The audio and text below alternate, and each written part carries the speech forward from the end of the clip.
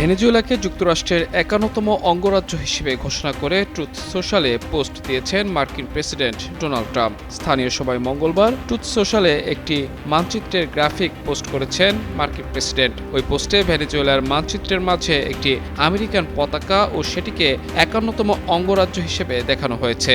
চীনের সঙ্গে একটি উচ্চ পর্যায়ের শীর্ষ সম্মেলনে যোগ দিতে যাওয়ার আগে এমন উস্কানিমূলক পোস্ট করেন তিনি।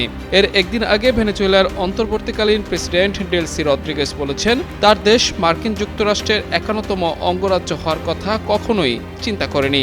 এমনকি গত জানুয়ারিতে সাবেক নেতা নিকোলাস মাদুরোকে মার্কিন বাহিনী আটক করার পরও নয়। তারা মার্কিন হস্তক্ষেপ বা আধিপত্য মেনে নিতে রাজি নয়।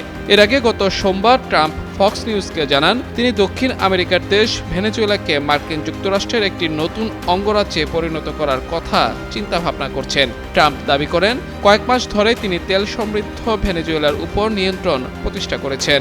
অন্যদিকে ডেলসি রদ্রিগেজ ক্ষমতায় আসার পর যুক্তরাষ্ট্রের সঙ্গে সম্পর্ক কিছুটা স্বাভাবিক করার উদ্যোগ নিয়েছে ভেনেজুয়েলা।